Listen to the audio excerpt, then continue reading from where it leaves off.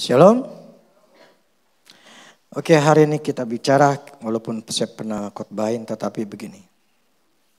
Tidak ada firman yang membuat kita itu bosan, seharusnya. Semua kebenaran firman Tuhan, itu harus kita selalu ingatkan untuk diri kita. Kita manusia adalah manusia yang selalu lupa. Makanya firman katakan, perkatakanlah itu. Ketika dalam Yosua untuk kepada anak-anak kita gitu loh. Maksudnya gini, firman itu harus diucapkan, harus diulang-ulang. Harus kita ingatkan. Sebab itu yang mempertahankan diri kita untuk tetap punya iman. Nah, problemnya banyak orang itu tidak mempunyai ketahanan atau daya juang yang minggu lalu saya katakan, jadilah pejuang iman. Nah, problemnya banyak kita tidak mempertahankan. Jadi begini, saya coba memperhatikan hidup beberapa orang dengan apa yang terjadi, yang dialami. Itu sebagai sebuah pelajaran. Karena begini, pengalaman sebetulnya itu yang terbaik. Tapi yang terbaik adalah pengalaman orang lain untuk kita bisa pelajarin apa yang telah terjadi, apa yang akan terjadi gitu loh. Kalau kita melakukan hal yang sama. Kita bisa belajar dari banyak hal. Untuk kita tidak mengalami hal yang enggak enaknya. Karena segala sesuatu dalam dunia ini itu selalu ada polanya. Semua ada polanya, nggak mungkin nggak ada. Jadi itu terpola. Dan kalau kita mengerti bahwa karena itu sudah terpola, terulang, history repeat itself. Jadi akan selalu terjadi pengulangan-pengulangan di dalam hidup kita. Dan itu pasti dan gak mungkin gak. Jadi maka itu firman Tuhan itu tujuan untuk kita selalu mengingatkan diri kita. Nah, kita buka dulu. Kejadian 15 ayat 1 sampai 6. Kemudian datanglah firman Tuhan kepada Abram dalam suatu penglihatan. Janganlah takut, Abram, akulah perisaimu, upamu akan sangat besar. Abram menjawab, ya Tuhan Allah, apakah yang akan kau berikan kepada aku? Karena aku akan meninggal dengan tidak mempunyai anak. Dan yang akan mewarisi rumahku ialah Eliezer, orang Damsyik itu. Lagi kata Abram, engkau tidak memberikan kepadaku keturunan. Sehingga seorang hambaku nanti menjadi ahli warisku. Tetapi datanglah firman Tuhan kepadanya demikian. Orang ini tidak akan menjadi ahli warismu. Melainkan anak kandungmu. Dialah yang akan menjadi ahli warismu. Lalu Tuhan membawa Abram keluar serta berfirman. Coba lihat ke langit. Hitunglah bintang-bintang jika engkau dapat menghitungnya. Maka firman-Nya kepadanya, demikianlah banyaknya nanti keturunanmu. Lalu percayalah Abram kepada Tuhan. Maka Tuhan memperhitungkan hal itu kepadanya sebagai kebenaran. Gini, seperti saya katakan, semua itu terpola. Jadi ada yang di dalam kebenaran firman Tuhan, itu adalah sebuah pola. Yang dimana pola ini sebetulnya diikuti oleh banyak orang lain yang bukan orang Kristen. Karena gini, selalu saya katakan seperti kemarin di grup. Karena itu sebuah hukum. Sebuah hukum alam, sebuah hukum yang sudah ditetapkan sama Tuhan. Yang gak mungkin enggak. Pasti itu akan terjadi. Yang selalu saya katakan misalnya seperti yang namanya gravitasi. Selalu gravitasi itu akan menjatuhkan barang karena ada daya tarik bumi gitu, gaya tarik bumi. Dan air itu akan selalu turun ke bawah. Yang namanya lampu itu pasti terang. Yang namanya udara itu adalah oksigen. Dan kita harus menghirup oksigen. Jadi segala sesuatu sudah ditetapkan oleh Tuhan dan gak mungkin gak. Jadi kalau kita mengerti prinsip-prinsipnya ini, kita akan jadi sadar bahwa sebetulnya kalau kita ngikutin prinsip itu otomatis. Gak perlu didoakan, gak perlu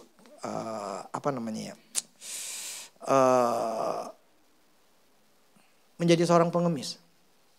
Karena ini sesuatu yang sifatnya natural, sifatnya sebuah hukum. Kalau kita ngelakuin. Nah, saya ingin bicara hari ini untuk mengingatkan kita. Inilah caranya Tuhan. Ketika Tuhan ngomong sama Abram, sebetulnya di pertama kali di Kejadian 12.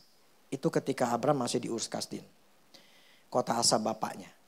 Tuhan ngomong sama dia bahwa dia harus keluar dari Ur Kasdim dan dia akan diberikan namanya tanah Kanaan untuk menuju tanah Kanaan. Dan Tuhan sudah memberikan janji bahwa dia akan menjadi bangsa yang besar. Jadi janji Tuhan adalah dia jadi bangsa yang besar. Namanya janji bangsa yang besar ya berarti kan dia mempunyai sebuah keturunan. Tapi belum spesifik. Nah, janji menjadi bangsa yang besar, diberkati, dan menjadi berkat. Jadi tujuan Tuhan itu memberkati adalah untuk jadi berkat. Nah, itu Kejadian 12. Awal pertama kali Allah bicara sama si Abram. Nah kemudian di Kejadian 15 lah. Tuhan memberikan secara spesifik. Nah, bahwa dikatakan pertama si Abram ini katakan, aku kan mati gak punya keturunan. Tapi Tuhan ngomong, enggak. Kamu akan punya keturunan. Nah itu kan menjadi ahli waris untuk semua daripada hartanya. Nah kemudian Tuhan bawa dia keluar. Kalau zaman dulu, kalau kita di sini Jakarta susah sekali ya ngelihat bintang. Karena udah ketutup sama polusi. Kemarin kita pelayanan ada yang ngomong, dia bilang dia di Bali enak katanya.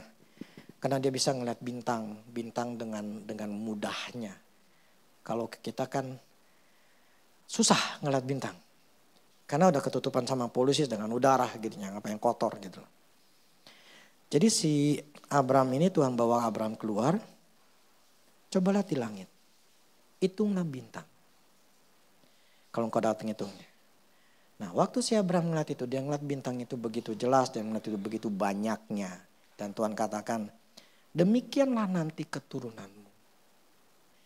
Nah waktu dia ngeliat seperti itu dan Tuhan ngomong, ini keturunanmu seperti itu. Lalu percayalah Abram kepada Tuhan.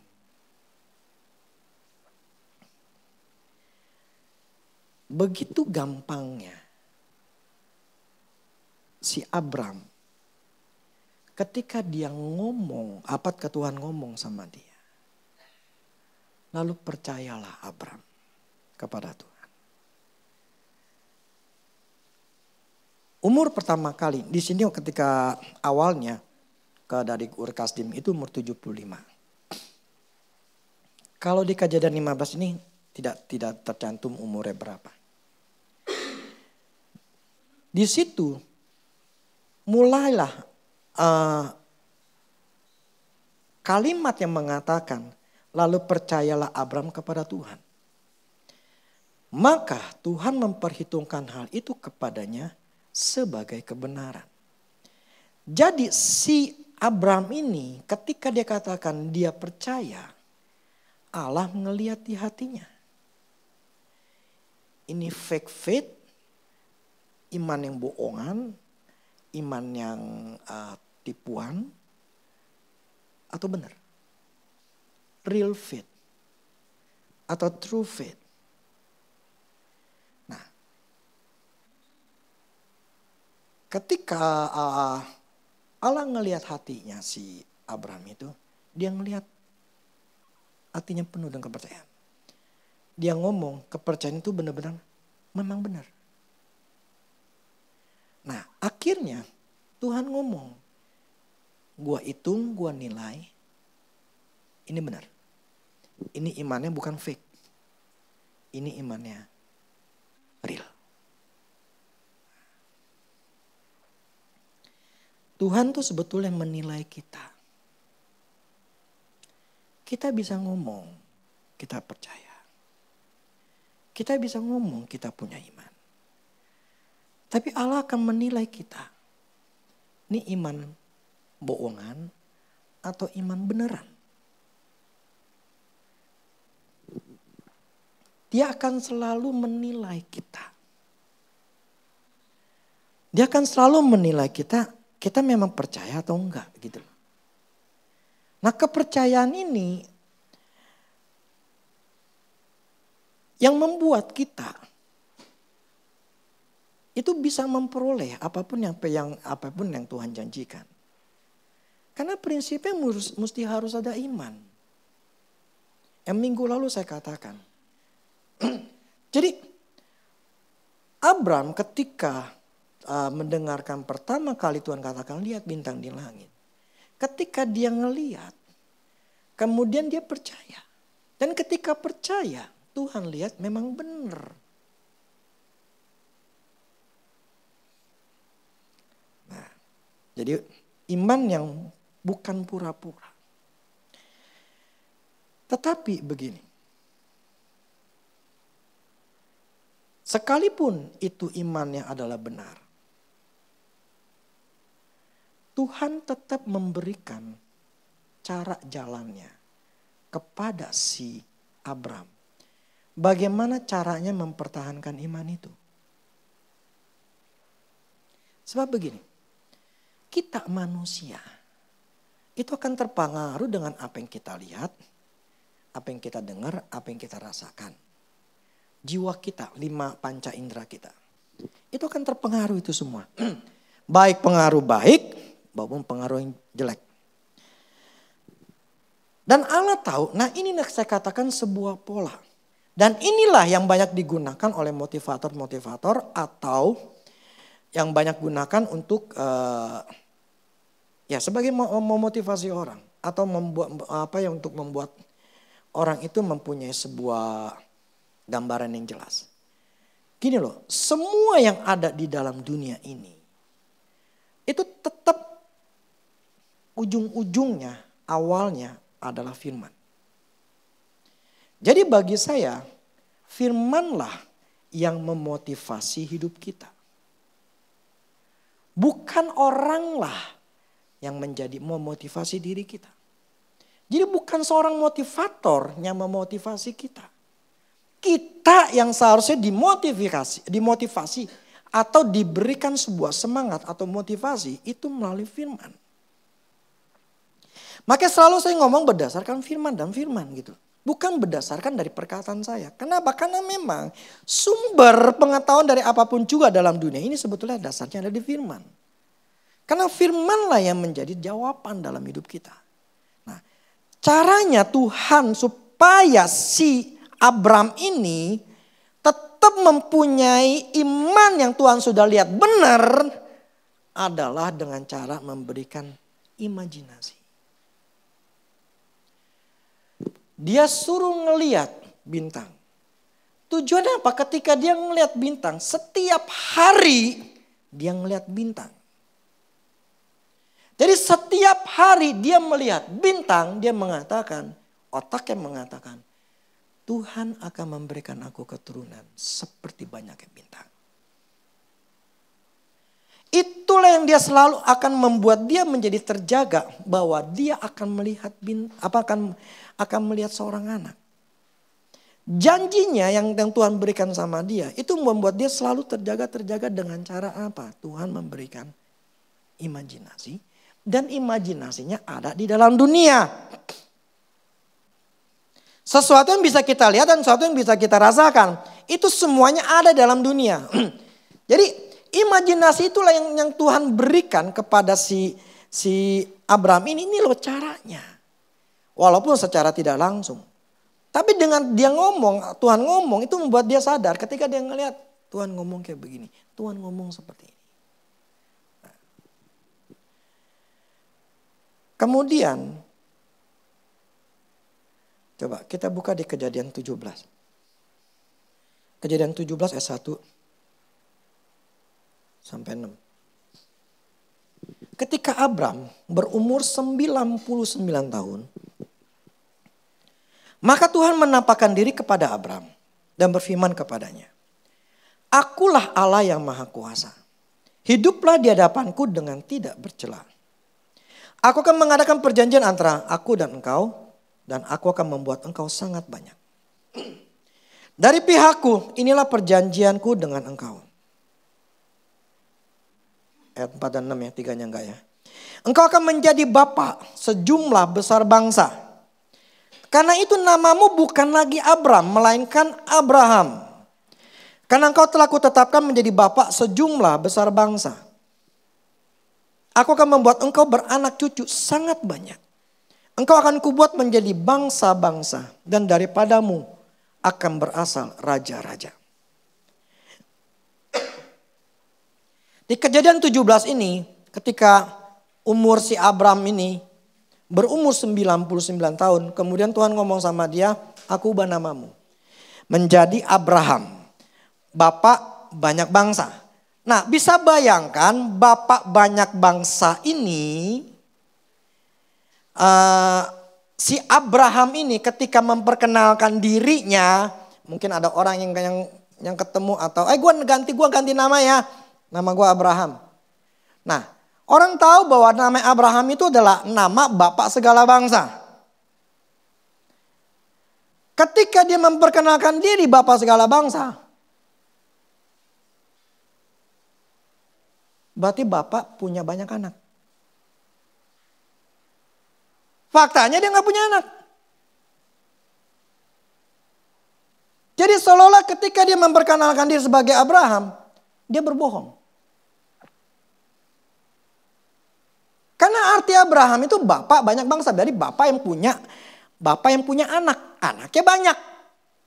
Tapi ketika dia ngomong, dia gak punya anak.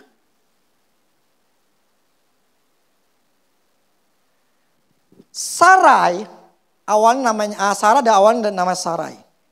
Diubah Tuhan katakan di pasal yang sama, jadi Sarah. Nah, ketika diubah menjadi Sarah dan Sarah ini memperkenalkan diri, ibu bapak banyak bangsa. Lah ini orang mandul, ini orang mati, rahimnya mati.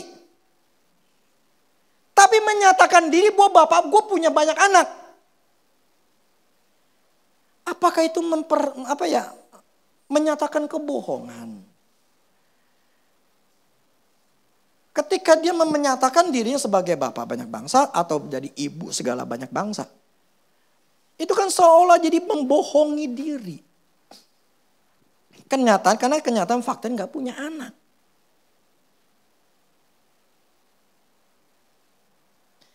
Jadi kita bisa bayangin nggak sih? Kita punya janji Tuhan pernah ngomong janji sama kita, atau kita kita berharap sesuatu. Tapi kita ngomongin. Tapi kenyataannya enggak. Sekarang kenyataannya gue masih susah. Kenyataan gue masih belum punya. Kenyataan gue masih sakit. Tapi nyata gue sembuh. Gue punya. Gue bisa. Tapi kenyataannya sekarang enggak ada. Ini gimana gitu.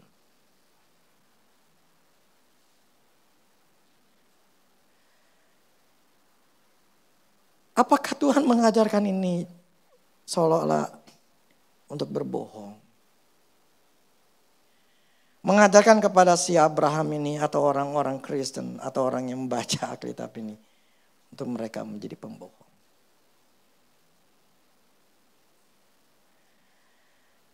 Begini. Inilah cara kerjanya Tuhan. Inilah pola kerjanya Tuhan.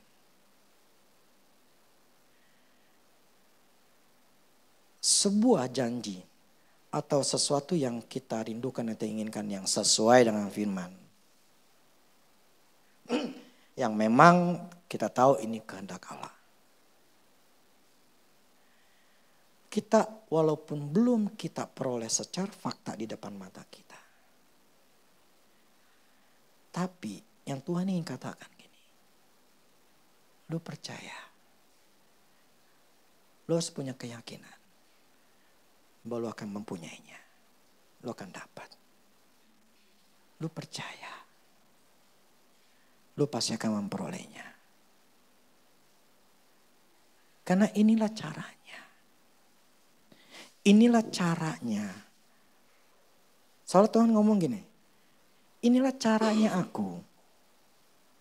Untuk memenuhi atau memberikan apapun yang kau rindukan. Yang sesuai dengan firman. Inilah caranya.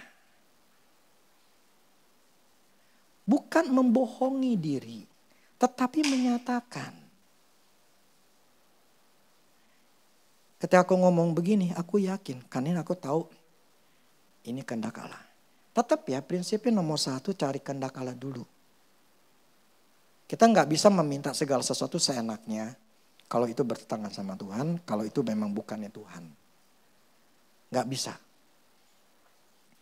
Karena saya pun selalu istilahnya begini.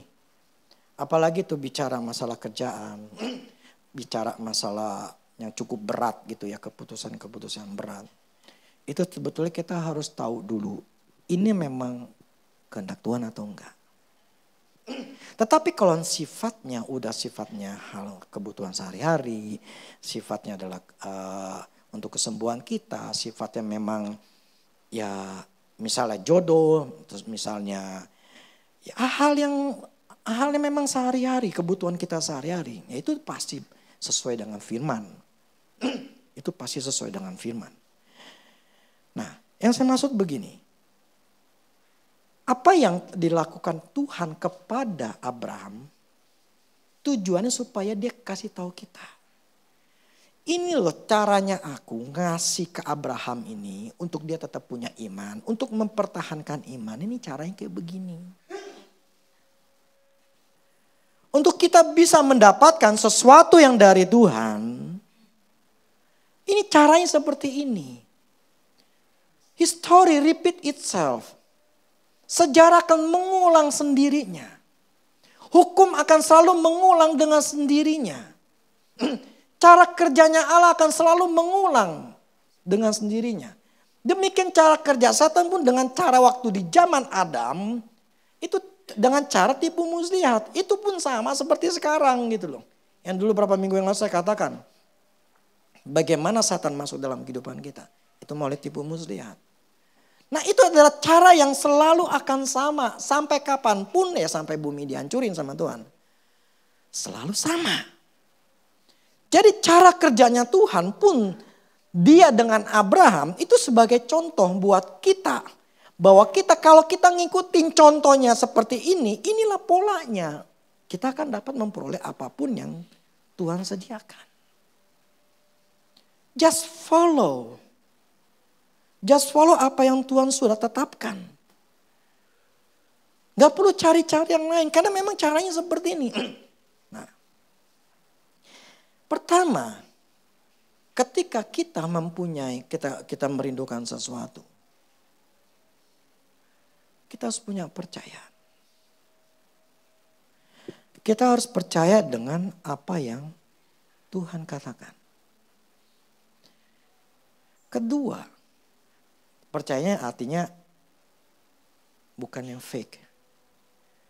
Bukan yang bohongan, tapi real. Yang kedua, lihat dirimu atau punyalah imajinasi yang kau inginkan. Kalau kita ingin punya kalau misalnya kita pengen sehat, imajinasikan diri kita adalah sehat. Kita bisa jalan-jalan, kita bisa makan, kita bisa melakukan sesuatu yang lain. Karena kita sudah mengatakan bahwa aku sudah memperoleh kesembuhan. Aku percaya bahwa Allah menyembuhkan saya. Jadi image-nya pandangan kita bahwa saya ini orang sehat. Nah, walaupun kenyataan yang gak sehat, Walaupun kenyataannya masih sakit, Tuhan ingin katakan seperti Abraham, lihat bintang di langit. Percayalah bahwa keturunanmu seperti bintang di langit. Nah, ketika iman itu dengan kita disandingkan dengan yang namanya imajinasi, itu membuat kita mempunyai kesadaran bahwa inilah cara kerjanya Tuhan, bahwa kita sebetulnya harus punya iman, harus punya imajinasi. Imajinasi tujuannya adalah mempertahankan. Mempertahankan untuk iman itu tetap ada. Sampai kita melihat itu terjadi.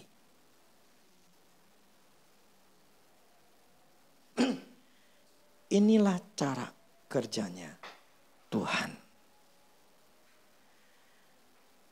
Jadi membuat kita apapun yang terjadi, sekarang belum dapat, sebelum memperoleh apapun juga yang saat ini faktanya soal bertolak belakang, kita nggak pikirin itu. Faktanya adalah firman Tuhan ngomong seperti apa? Titik. Dan kita mengimajinasikan apa yang kita rindukan. Seandainya saat itu zaman kalau dulu, ya ini kan si Abraham masih zaman nggak punya handphone, nggak punya apa-apa. Makanya Tuhan tidak mengimajinasikan dengan alam, dengan bintang. Tapi sekarang kita bisa mengimajinasikan segala sesuatu yang ada dalam muka bumi ini dengan gambar. Makanya dulu saya katakan, taruhlah gambar di handphonemu yang selalu engkau lihat. Sampai sekarang saya masih lakuin. Untuk apa? Menjaga iman saya. Untuk menjaga imajinasi saya. Untuk selalu percaya. Dan saya melihat yang lain-lainnya apa? Ketika saya lihat hal-hal yang lain yang saya inginkan, yang saya rindukan. Saya melihat seperti itu. Membuat saya punya semangat, punya keyakinan yang tetap kejaga. Kalau kita nggak melakukan ini, iman kita bisa lama-lama turun. Karena kita melihat fakta yang ada. Saya masih begini, saya masih begitu. Karena kita akan, apa yang kita lihat, apa yang kita dengar, apa yang kita rasakan, semuanya akan mempengaruhi kita. Nah, kita harus kita harus ngelawan itu. Nah, ngelawannya dengan cara apa? Kita harus mempunyai sebuah imajinasi atau sebuah bayangan yang kita inginkan. Itu tetap terpampang di mata kita. Tetap terlihat di pikiran kita. Tetap terlihat di mata kita. Selalu ngelihat. Selalu seperti Abraham, tiap malam selalu melihat. Apa faktanya? Roma 4 ayat 17. Roma 4 ayat 17 sampai 24. Seperti ada tertulis. Engkau telah kutetapkan menjadi bapa banyak bangsa. Di hadapan Allah kepadanya ia percaya. Itu Allah yang menghidupkan orang mati dan menjadikan firman-Nya apa yang tidak ada menjadi ada. Sebab sekalipun tidak ada dasar untuk berharap. Namun Abraham berharap juga dan percaya. Bahwa ia akan menjadi bapa banyak bangsa. Menurut yang telah difirmankan. Demikianlah banyaknya nanti keturunanmu. Imannya tidak menjadi lemah. Walaupun ia mengetahui bahwa tubuhnya sudah sangat lemah. Karena usianya telah kira-kira 100 tahun. Dan bahwa rahim Sarah telah tertutup. Tetapi terhadap janji Allah ia tidak bimbang. Karena ketidakpercayaan. Malah ia diperkuat dalam imannya.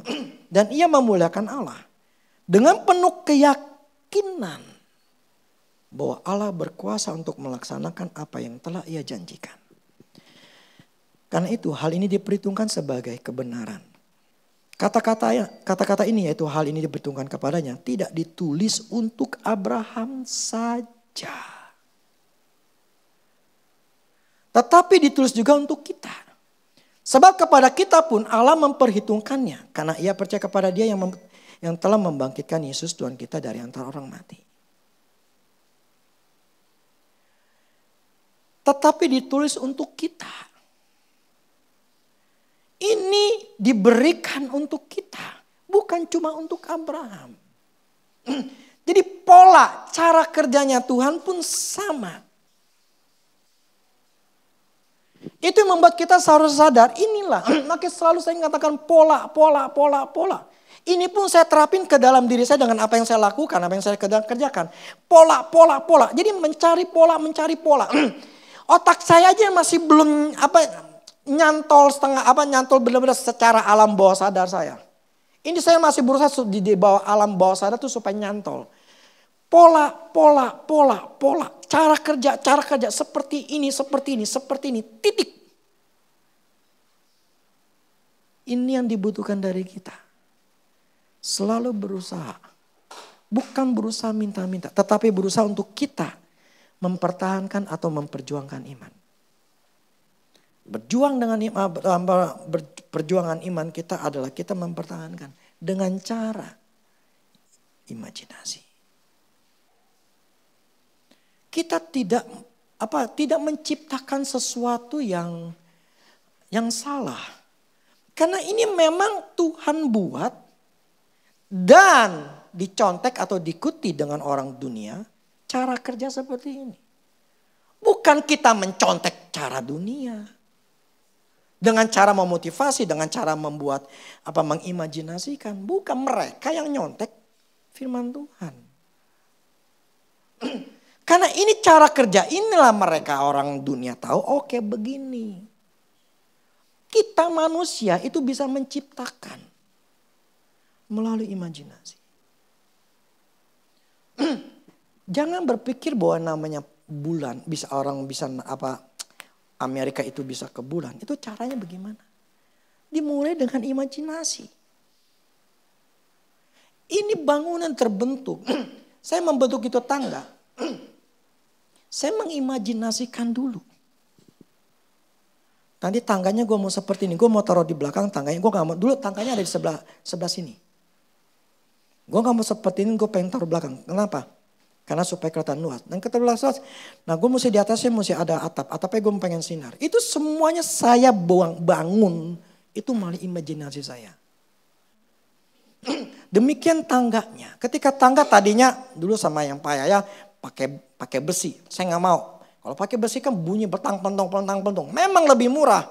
Tapi saya nggak mau gitu loh. Kenapa berisik gitu loh. Nah saya mengimajinasikan gimana cara bikinnya. Oke gue mau bikin kayak gini ukuran segini. Luasnya seperti ini kurang lebih karena memang terbatas ya segini. Nah ketika lantai 3 kurang lebih segini. Nah lantai 4 ini pasti lebih tinggi. Nggak mungkin plus, nggak mungkin lebar. Kenapa? Nggak mungkin karena cahaya akan ketutupan. Jadi saya mengimajinasikan, oke ini mesti dikurangin. Makanya ke lantai 4 buat jemuran itu saya kurangin. Kenapa? Karena itu bisa terjadi karena otak saya mengimajinasikannya. Itulah cara Tuhan itu membuat apapun yang ada dalam dunia ini. Penciptaan itu melalui imajinasi. Orang bisa ke bulan, orang bisa kemana. Itu kan sesuatu yang mustahil ke bulan gitu loh. Sekarang lagi mau bikin yang stasiun ruang angkasa sudah tercipta. Nah sekarang si Elon Musk itu pengen bikin pengen planet yang bisa ditinggalin. Itu kan sebuah imajinasi yang tercipta gitu loh. Yang saya maksud gini, itulah cara kerjanya gitu loh. Tuhan memakai tubuh manusia bagaimana imajinasi ini bisa menciptakan sesuatu. Ciptakan sesuatu di dalam imajinasi kita yang sesuai dengan firman. Pertahankan itu. Dan selalu liatin setiap hari. Perhatikan setiap hari. Liatin setiap hari. Tujuannya adalah tadi seperti Abraham. Secara manusiawi tidak ada dasar untuk berharap. Gak ada dasar. Lawang dia umur 100 tahun. Si Sarah udah 90 tahun.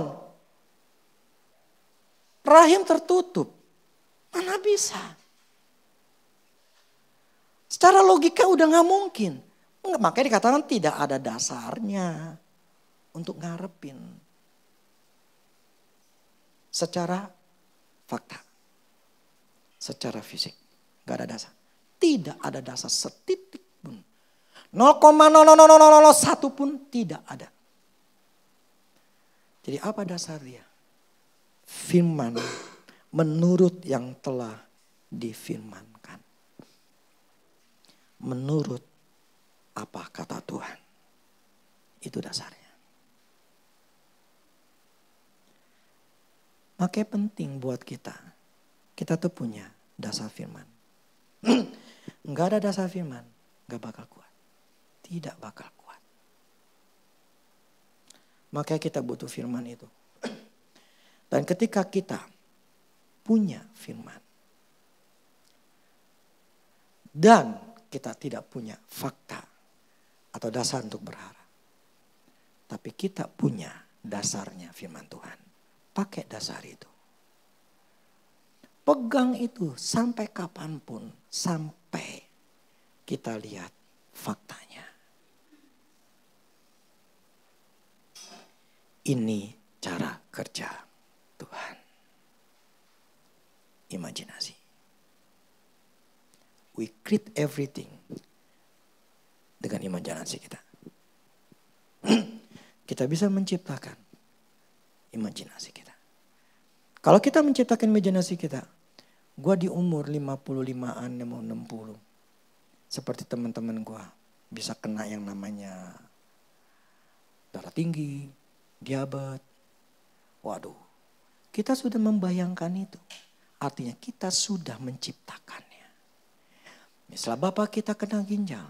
Bapak kita pernah kalau papa saya itu punya sklerosis hati. Wah nanti gua bisa kena nih. Kita sudah menciptakan bahwa diri kita nanti kena. Ya akan kena. Makanya kita harus menciptakan dalam diri kita. Gue di umur 60, gue di umur 70, gue di umur 80. Gue tuh sehat.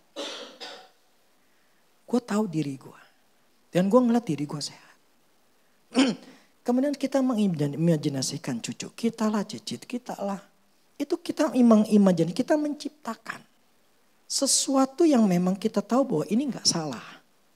Karena ini memang firman Tuhan yang ngomong, katakan gitu loh. Kita prosper everything, all things. Jadi kita mengimajinasikan bahwa kita ini akan selalu diberkati di semua bidang. Itu yang kita ciptain. Inilah cara kerjanya Tuhan. Nah, dengan kita selalu memperhatikan kalau Tuhan dulu Tuhan pakai bintang, sekarang kita bisa pakai apapun dalam bentuk gambar yang kita bisa selalu liatin setiap hari.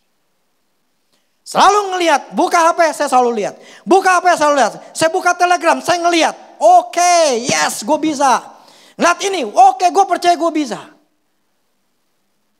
Itulah yang mempertahankan iman kita. Tapi kalau kita enggak mempertahankan, kalau kita tidak punya imajinasi atau tidak punya gambaran yang kita ciptakan, yang kita selalu jaga. Saya jamin. Pasti imanmu hancur.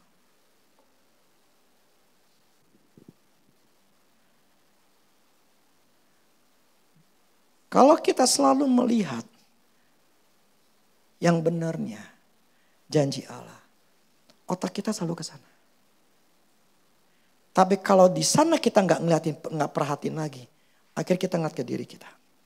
Ketika kita ngeliat diri kita, ketidakmampuan kita, kekurangan kita, kesalahan kita, kegagalan kita, kita akan jadi lemah. Kita akan tidak punya semangat. Disitulah kita kena tipuan setan. Ketika kita olah terus, ya sudah. Hancur aja itu benih. Benih firman yang sudah kita bangun hancur. Kita menjadi takut, kita menjadi khawatir, kita menjadi mempertanyakan Tuhan. Abraham 75 sampai umur 100, 25 tahun dia harus menunggunya. Tapi prinsipnya dia harus menjaganya. Kitalah yang harus kitalah yang akan menentukan janji Tuhan kita dapat atau enggak. Kita menentukan nasib hidup kita. Tuhan mempunyai yang namanya planning. Saya percaya banget, percaya 100%. Tidak ada satupun manusia, ya bukan termasuk orang Kristen aja. Tidak ada satupun manusia ini Tuhan jadikan mereka satu masa depan atau sebuah rencana itu yang hancur. Saya percaya bahwa Allah itu baik, Tuhan itu baik. Dia tuh punya rencana yang begitu luar biasa untuk orang itu. Masa depan atau kebahagiaan. Tidak ada satupun yang Tuhan tidak ciptakan atau mempunyai rencana yang jelek. Enggak ada. Tapi kenapa mereka mengalami kejelekan? Karena mereka yang memutuskannya tidak mencari. Contoh kemarin, dulu saya pernah katakan orang hitam perempuan yang lahir dari akibat perkosaan, anak haram. Di situ dapat pilihan. Memang dia mengalami kemiskinan yang parah, masih kecil udah kerja. Tapi di situ Tuhan pernah ngomong melalui hamba Tuhan. Sekarang kau pilih. Engkau mengasihi dirimu sendiri, menyalahkan Tuhan dengan apa yang kau alami, atau engkau sekarang berubah. Melihat sesuatu yang di depan yang lebih baik. Dan melihat Tuhan. Dia pilih kedua. Orang yang miskin, terus anak haram. Anak haram itu anak yang gak dikakui. Kalau secara hukum Taurat, itu anak susah. Anak yang dibuang dan punya kutuk. Itu anak terkutuk. Dalam perjanjian lama. Tapi dalam perjanjian baru. Itu bisa diberesin. Asal orang itu percaya. Dan orang yang terkutuk ini berubah. Dia belajar. Walaupun saat itu, walaupun sampai sekarang sebetulnya namanya diskriminasi masih kuat. Ada berusaha, bahkan sekolahnya pun juga dipersulit. Tetapi karena mental yang kuat. Akhirnya ujung-ujungnya sampai jadi menteri. Menteri keuangan. Orang miskin megang duit negara. Triliunan, ribuan, ratusan triliun. Ratusan ribu triliun. Bagaimana bisa? Maka saya percaya bahwa di dalam dunia ini yang memutuskan nasib kita mau jadi seperti apa itu kita. Tuhan sudah punya planning, tetapi untuk mencapai planning itu kita mesti cari Tuhan. Dan setelah dapat cari Tuhan pun kita juga bisa dapat nih. Tuhan maunya kayak gini. Itu pun juga enggak langsung kita bisa dapat. Itu pun kita harus mempertahankannya sampai dapat. Jadi tidak ada yang gratis, tidak ada yang mudah sebetulnya. Butuh namanya perjuangan. Gak ada yang mudah. Kenapa Tuhan lakukan seperti itu? Karena manusia bukan bergantung kepada dirinya sendiri. Bergantung juga kepada Tuhan. Dan manusia itu harus punya mental pejuang. Mental untuk tetap berusaha. Bukan mental pemalas. Nah itu yang Tuhan inginkan. Nah problemnya orang Kristen gak tahu. Mereka hanya pintar doa. tapi tidak bisa mempertahankan iman. Ini cara kerjanya Tuhan. Tuhan pakai bintang untuk Abraham bertahan. Tuhan bisa pakai berbagai macam hal dalam hidup kita. Sebagai alat untuk mata kita melihat. Oke. Gue mesti bisa. Ini orang bisa. Gue juga bisa. Tapi faktanya belum bisa. Gak apa-apa. Gue usaha. Gue berusaha lagi. Salah, gak apa-apa. Gue akan berusaha. Gue disalahin di mana, gue akan berusaha. Gagal lagi, gak apa-apa. Pokoknya gue bisa. Kenapa? Karena ini janji Tuhan. Ini bisa. Jadi setiap kali kita melihat gambaran yang kita mau.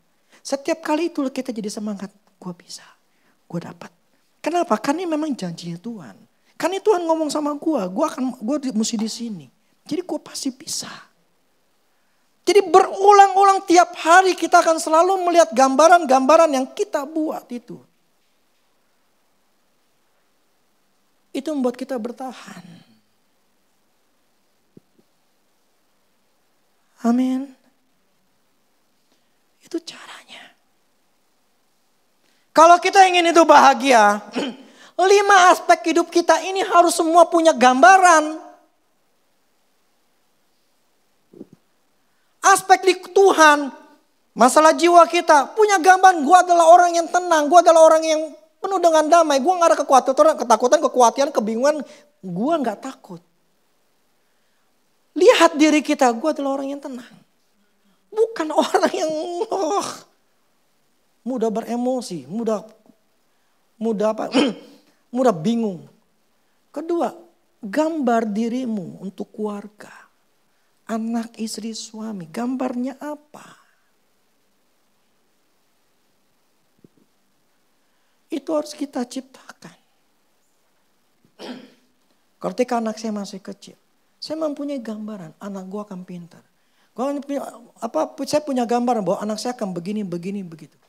Saya punya gambaran itu, saya sudah menciptakan. Nah akibatnya itu, saya jadi punya iman, saya nggak punya namanya gambaran yang jelek. Kesehatan, pekerjaan, keuangan, itu semua adalah sebuah gambaran-gambaran yang harus kita ciptakan. Kenapa? Karena 5 aspek hidup ini memang semuanya adalah, ya hidup kita itu di 5 ini gitu loh. Ya kalau pertemanan atau yang lain itu ada sifatnya sedikit-sedikit gitu loh. Bukan 5 aspek besar.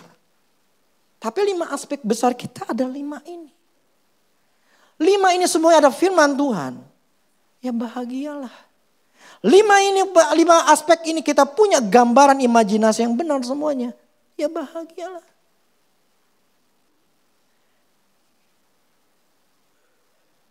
Ini cara kerja Tuhan. Ini polanya, hukumnya. Seperti gaya gravitasi bumi, benda akan selalu jatuh ke bawah. Demikian juga setiap apapun yang kita inginkan, kita butuhkan, semuanya berasal dari imajinasi yang kita buat. Tapi imajinasi yang kita buat yang sesuai dengan firman. Kita tidak menciptakan sesuatu semaunya atau seenaknya. Tetap harus tahu ini Tuhan atau bukan.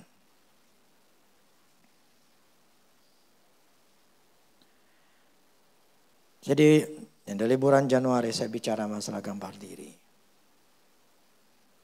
Jadi saya ingatkan lagi. Abram diubah menjadi Abraham. Dan ketika dia memberikan diri sebagai Abraham, itu dia tidak membohongi dirinya. Dia menyatakan, saya punya banyak anak. Saya bapak banyak bangsa, walaupun gak punya anak. Dia gak pikirin, dia gak peduli, Tuhan yang ngomong. Jadi gua pasti punya anak. Dan itu dia bertahan dengan cara melihat langit.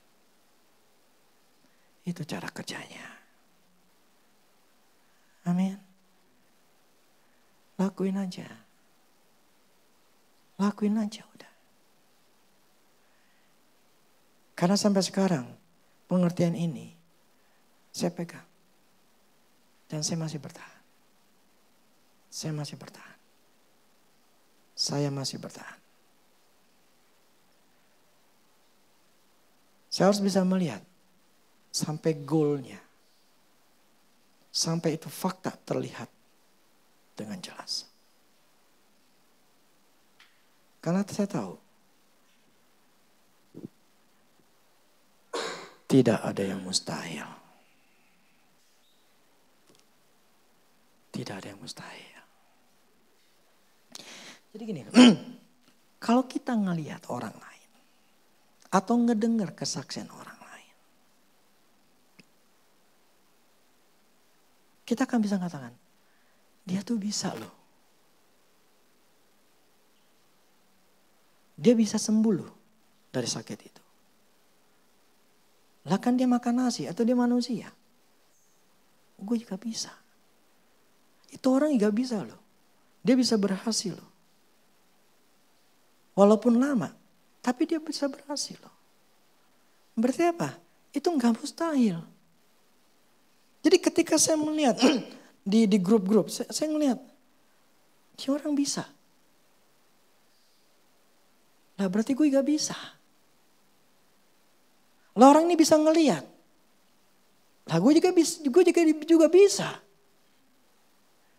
Jadi hal-hal seperti itu meng-encourage kita, memotivasi kita untuk selalu punya seperti on fire, kepercayaan, keyakinan. Sehingga kita tuh tetap terjaga untuk tetap percaya sama Tuhan. Jadi bukan karena apa ya? Semuanya harus dari diri kita sendiri. Yang selalu saya katakan, tolonglah dirimu sendiri. Kuatinlah dirimu sendiri. Bukan mencari orang lain untuk menguatkan dirimu. Tapi carilah untuk dirimu sendiri untuk menguatkan. Ya memang ketika kita butuh kekuatan, kita bisa cari di YouTube. Untuk kita kuat.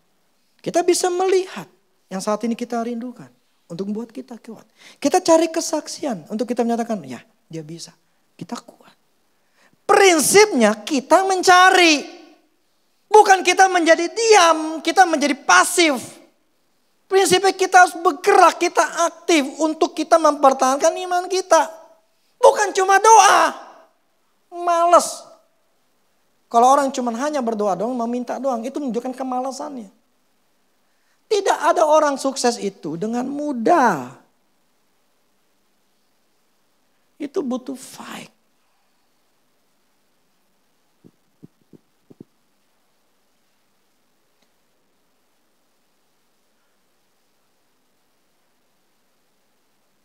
Amin. Saya sih berharap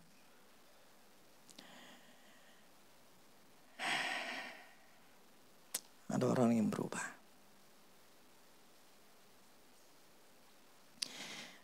Kadang-kala saya capek melihat orang-orang yang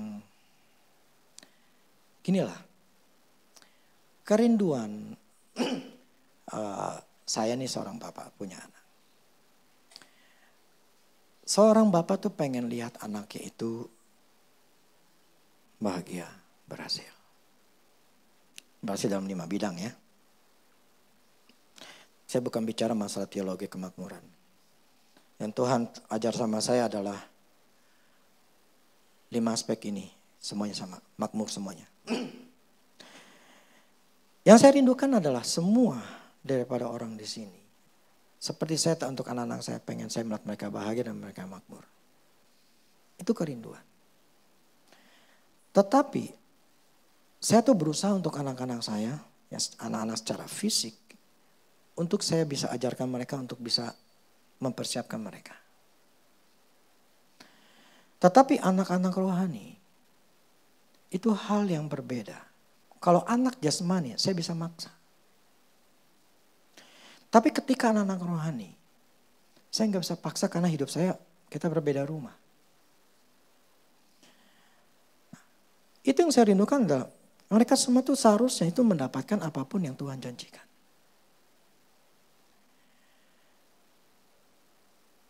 Seringkali itu saya ada menegur seseorang. Sebetulnya tujuannya adalah baik. Tapi ketika orang itu nggak mau. Dengan, ya saya tahu dia ini nggak mau ngelakuin apa yang saya katakan. Itu membuat saya jadi kesel. Apa ya, membuat dalam hati saya tuh sebetulnya marah. Tapi ya sudahlah. Hidup dia, bukan anak gua. Dan saya tahu itu sebetulnya kalau dia ngelakuin, dia akan lebih baik hidupnya. Tapi kalau orang itu nggak mau ya susah. Jadi ya saya melihat ya nggak berubah. Nggak terjadi perubahan. Karena memang seperti itu. Saya tuh yakin banget gitu, Tuhan ngomong sama saya. Di Mahanaim itu tempat di mana jawaban itu semua jemaat, seluruh jemaat itu ada. Apa yang saya khotbahkan itu sebetulnya ada jawaban-jawaban. Tetapi problemnya banyak yang gak bertahan. Gak ngelakuin apa yang dikatakan. Oke lah gagal sekali, gagal 2 kali. Tapi yang penting saya melihat ada sebuah apa ya, sebuah fakta yang saya bisa ngelihat, yaitu kesetiaan. Tapi ketika orang itu gak mau, terus terang antipati saya hilang. Begini, ketika kamu nih nolongin seorang, kamu tolong terus. Tapi ketika orang ditolong itu, kemudian ketika kamu ngomong A, terus dia gak mau. Apakah kamu akan mau lagi menolong dia?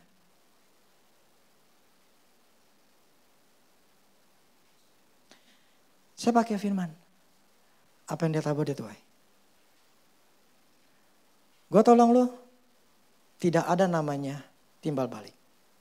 Saya gak minta uang, saya gak minta apa-apa. Cuman yang saya butuhkan, apa yang saya sarankan itu sifatnya bukan jahat. Sesuatu yang benar. Tapi ketika orang itu menolak saya, antipati itu udah hilang.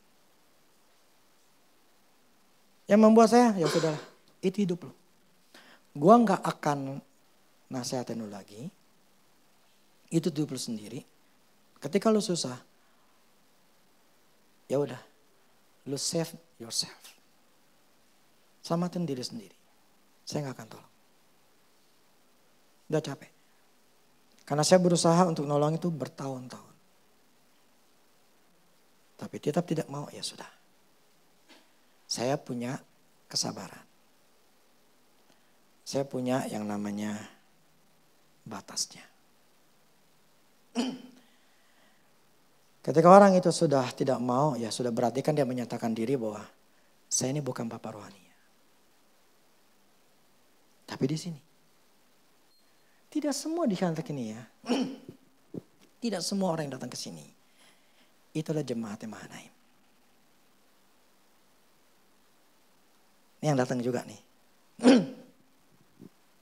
Tidak semuanya kalian itu ada jemaat Mahanaim. Kok bisa gitu? Kan itu tergantung hati. Saya waktu ke puncak waktu kemarin. Makan ke Cimory. Itu ada spanduk GPDI. Mengenai apa sudah dibuka lah. Udah datang gitu. Terus pokoknya saya ingatnya bahwa untuk bagi mereka yang jemaat dan simpatisan. Jemaat dan simpatisan. Berarti ada orang yang datang ke situ. Memang jemaat. Tapi ada juga cuma simpatisan. Jadi namanya simpatisan tuh gak punya feel apa rasa memiliki. Gak punya rasa memiliki. Terhadap gereja itu. Cuman hanya datang sesekali. Atau datang pun tapi tidak punya rasa memiliki. Nah saya gak usah ngomong. Maksudnya begini. Saya punya kriteria yang sendiri. Untuk memang seorang jemaat dan seorang simpatisan. Orang yang simpatisan adalah orang yang cuman hanya datang, melayani, selesai. Nothing else. Gak punya rasa memiliki yang kuat. Pembuktiannya apa? Ingat, saya tidak ngomong masalah uang, tetapi memang saya bicara uang. Karena saya dibatasi dengan satu firman. Saya dibatasi dengan satu firman. Kalau memberi, berilah dengan sukacita. Saya dibatasi itu. Sehingga orang tuh bisa melayani di sini. Atau orang tuh bisa datang. Tapi dia tidak bisa memberikan persepuluhan. Karena memang batasannya itu. Simpatisan. Di mana hatimu berada, di situ hatimu berada. Saya pakai firman itu. Ketika seorang memberi, karena memang hatinya di situ. Tapi ketika dia tidak memberi, berarti hati nggak di situ. Jadi dia hanya sebagai simpatisan, tapi saya bukan sebagai jemaat yang memiliki. Jadi prinsipnya adalah begini. Saya dibatasi dengan, kalau orang itu memberi tetapi dia merasa nggak nyaman. Atau dia memberi karena dia nggak mau. Karena khawatir, karena dia nggak karena khawatir lah. Karena gue kalau memberi, ntar gimana gitu loh. Ya seperti itu. Dan saya nggak bisa membatasi ketika saya dulu kan saya ngomong bicara persepuluhan. Ketika saya baca persepuluhan, saya tidak mengatakan, saya tidak menakut-nakutin, saya tidak mau dasarnya. Orang membeli persepuluhan karena ditakutin, karena belalang belahap. Karena itu salah. Lebih baik saya boleh katakan ini firman Tuhan. Terserah mau ngelakuin atau nggak ngelakuin. Tetapi kalau kita ngelakuin ya firman Tuhan katakan seperti itu. Tetapi lakukan itu dengan senang hati. Tapi kalau nggak bisa ngelakuin dengan senang hati karena nggak percaya, karena khawatir, ya saya bisa mengatakan bahwa hatinya memang nggak di Mahanaim. Artinya apa? Simpatisan. Makanya kita sistemnya profesional. Lu datang melayani, give, selesai.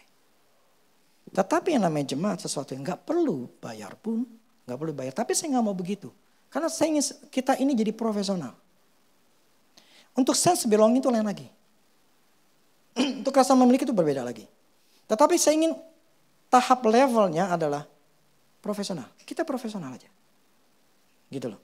Karena ya di banyak gereja memang seperti itu. Profesional. Mereka punya aturan. Kalau contoh yang sebelah kita ini. Mesti datang jam 5 pagi. Mesti begini, mesti begitu. Kalau nggak diskor, kalau macam-macam lah. Saya nggak mau kayak gitu. Jadi sifatnya di Mahanaim adalah semuanya harus willingness. Semuanya harus ada kerelaan. Bukan sesuatu yang dipaksakan. Karena saya nggak mau seperti itu. Jadi ketika orang datang, ketika orang melayani, itu semuanya karena kerelaan hati. Ya, plus kita harus ada profesionalnya. Nah, ini saya cuman ungkapan saya ketika saya melihat spanduk seperti itu. Walaupun saya tidak mau bahas banyak ini, prinsipnya adalah kita di sini diberikan kebebasan. Memang anehnya seperti itu. Kok begitu?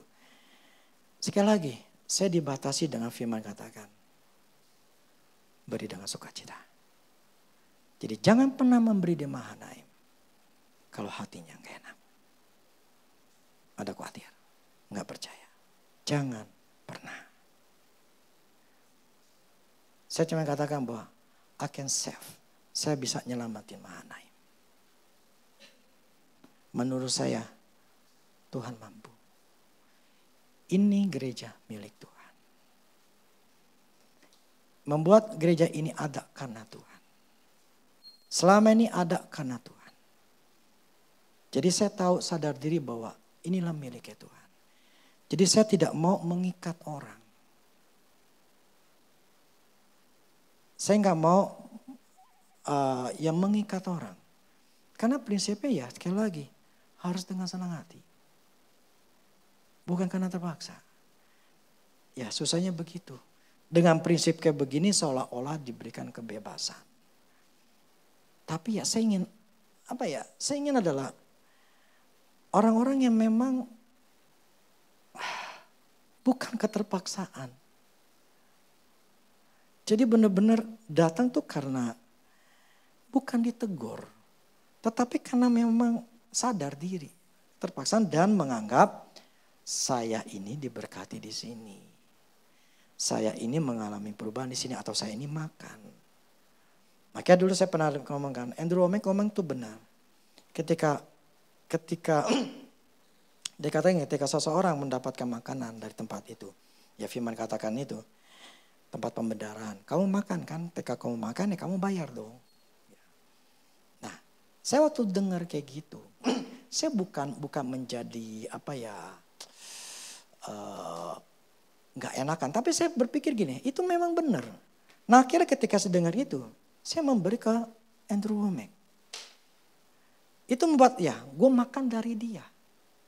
Gue dapat makanan dari dia. Gue mengalami perubahan dari diri dia. Ya memang di YouTube gratis. Tetapi saya merasa bahwa gue mesti berkati orang ini. Karena gue dapat makanan dari dia. Gue dapat perubahan, otak gue nih berubah gara-gara dia. Ya sudah, saya memberi. Nah, itu bagi saya itu pengertian yang benar. Belum tentu orang lain bilang benar. Bagi saya itu benar dan saya melakukannya dengan senang hati. Tanpa saya merasa tertuduh. Tapi saya merasa I want to give. Saya ingin memberi. Jadi ketika saya lakukan itu dengan willingness. Saya ingin memberi. Sekitar 5-6 bulan lah saya memberinya waktu itu. Saya punya tanda kutip lah, bukan janji iman ya. Itu yang sesuatu yang saya lakukan untuk tiap bulan. Dan saya udah lakuin. Nah, oke, saya pikir udah cukup lah. Saya jadi nyerempet ke sana. Oke, hari ini kita bicara masalah cara kejatuhan mulai imajinasi. Jadi imajinasi kita lah yang membuat kita bisa berhasil atau tidak berhasil. Untuk mendapatkan janjinya Tuhan. Amin. Oke, ya, musik.